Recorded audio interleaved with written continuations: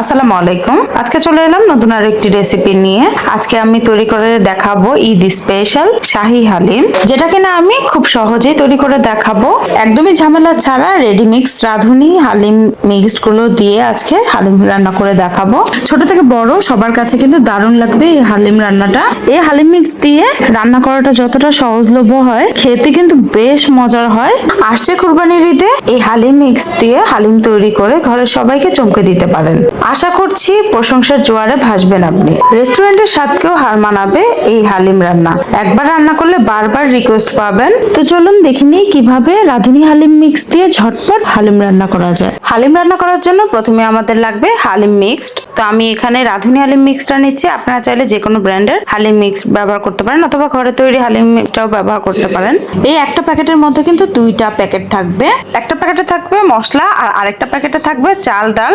এই এক packet ready mix Halim দিয়ে কিন্তু আপনারা 6 থেকে 7 জনকে সার্ভ করতে পারবেন হালিম। আজকের হালিমটা যেহেতু আমি গরুর মাংস দিয়ে রান্না করব, আর গরুর মাংসটা সেদ্ধ হতে একটু টাইম লাগবে, তাই আগে গরুর মাংসটা বসিয়ে তারপর হালিম মিক্স দিয়ে কি করব সেটা আপনাদেরকে দেখিয়ে দিব।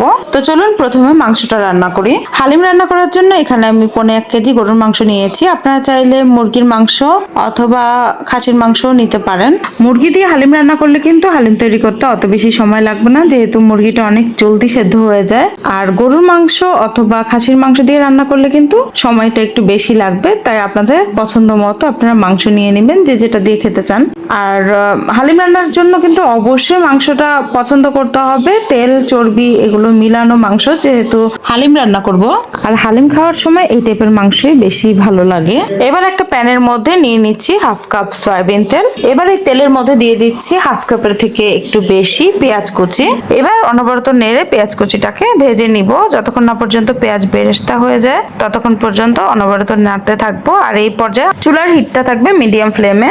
এখন আমাদের পেঁয়াজ বেরেস্তা হয়ে গেছে, তো এই পর্যায়ে আমি গরুর মাংসটা দিয়ে দিব। আর এই তেলের মধ্যেই কতক্ষণ নেড়ে চেড়ে ভেজে নিব। বেরেস্তার মধ্যে মাংসটা ভাজার কারণে কিন্তু বেরেস্তার যেই স্মেলটা আছে সেই স্মেলটা মাংসের মধ্যে প্রবেশ করে, আর হালিমের মাংসটা খেতে বেশি ভালো লাগে। 4-5 মিনিটের মতো বেরেস্তার মধ্যে ভেজে নিয়ে এবার দিয়ে দিব বাকি মশলাগুলো। দিয়ে দিচ্ছি 1 টেবিল চামচ আদা বাটা, আরো দিয়ে দিচ্ছি 1 টেবিল চামচ রসুন বাটা। এবার আদা আর রসুনটাকে মাংসের সাথে কিছুক্ষণ ভেজে নিব। এখন দিয়ে দিচ্ছি 1/2 চা চামচ লবণ। রাঁধুনি হালিম মিক্সের মশলার সাথে কিন্তু পর্যাপ্ত পরিমাণে লবণ থাকে, তো আমি এখানে 1/2 চা চামচ লবণ দিচ্ছি। মাংস রান্নার পরেও কিন্তু লবণটা অ্যাড করা যাবে। এবার দিয়ে দিব 1/2 চা চামচ হলুদের গুঁড়া আর 1/2 চা চামচ মরিচের গুঁড়া। হালিম মিক্সের মশলার সাথে কিন্তু সব রকমের মশলা দেয়া আছে, তবু আমি হলুদ আর মরিচের গুঁড়াটা দিচ্ছি যেন হালিম রান্নার কালারটা ভালো আসে। এবার নেড়েচেড়ে হলুদ আর মরিচের গুঁড়া ভালোভাবে মাংসের সাথে মিশিয়ে নিব।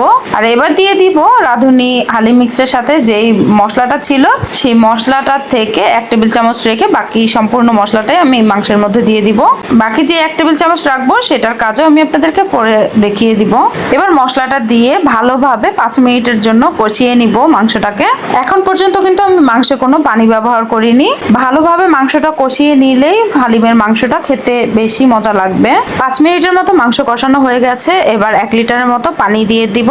আর আধা ঘন্টা থেকে 1 ঘন্টার মতো মাংসটা রান্না করে নিব, যেন মাংসটা খুব ভালোভাবে সেদ্ধ হয়ে যায়। আর কিছুক্ষণ পর পর মাংসটা নেড়ে দিব যেন মাংসের পাতিলের নিচে মাংস লেগে না যায়, তাহলে কিন্তু হালিম থেকে পোড়া একটা স্মেল আসবে, খেতে আর ভালো লাগবে না হালিম। এবার ঢাকনাটা দিয়ে চলে যাব, ফিরে আসবো আধা ঘন্টা থেকে 1 ঘন্টা পরে। এই সময়ের মধ্যে আমরা যে হালিম মিক্সটা আছে সেই হালিম মিক্সটা রেডি করে নিব।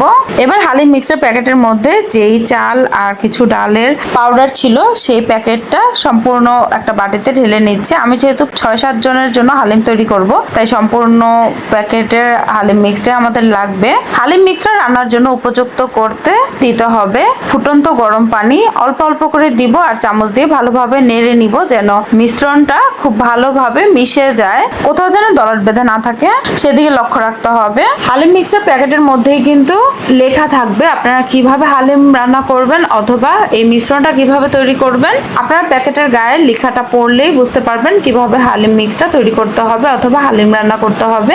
এবার অল্প অল্প করে গরম পানি দিব আর এই হালিম মিক্সটা তৈরি করে নিব।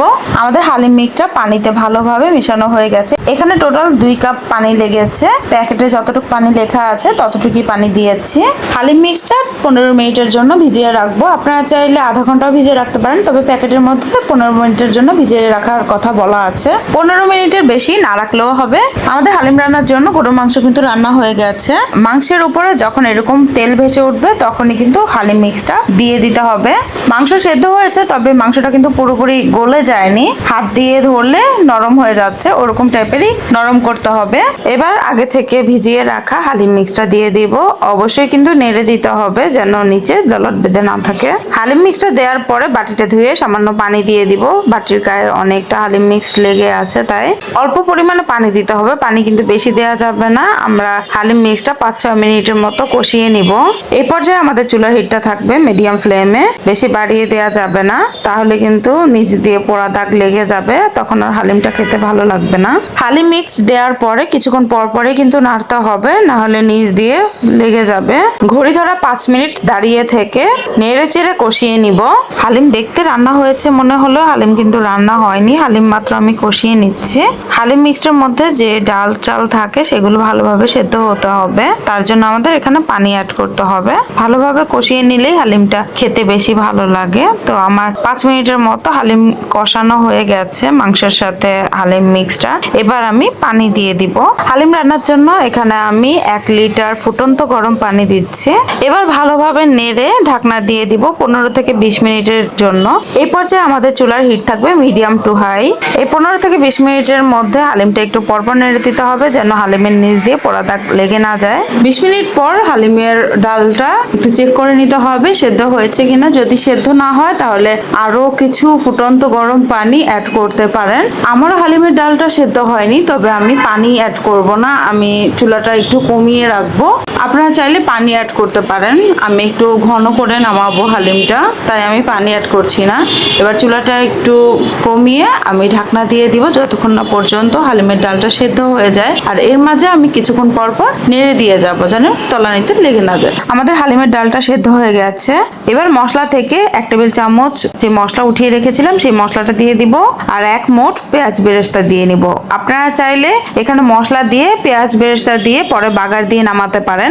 আমি বাগার দিব না, বাড়তি তেলটা ব্যবহার করব না, তাই আমি এভাবেই দিয়ে দিচ্ছি।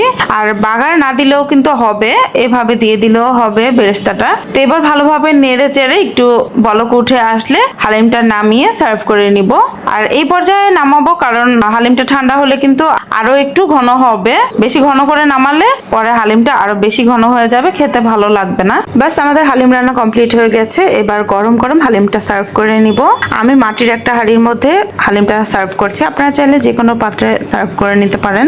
রেডি মিক্স হালিম মিক্স দিয়ে কিন্তু হালিম রান্না করলে হুবহু বাইরের রেস্টুরেন্টের মতো হালিম রান্নাই হবে। একবার রান্না করে আপনারা টেস্ট করতে পারেন। এবার উপর থেকে একটু গার্নিশ করে নিব। আমি কাঁচা মরিচ, আদা কুচি, পেঁয়াজ বেরেস্তা, ধনিয়া পাতা এগুলো দিয়ে হালিমটা সাজিয়ে নিচ্ছি। সাথে লেবুর রস থাকলে কিন্তু হালিমের স্বাদ বহুগুণে বেড়ে যাবে। আসছে কুরবানির ঈদে রেডি মিক্স হালিম মিক্স দিয়ে ঝটপট হালিম রান্না করে ঘরে সবাইকে অবাক করে দিতে পারেন আপনারাও। যেরকম আপনাদের সময় বাঁচবে, হালিম রান্নার স্বাদও হবে অনন্য।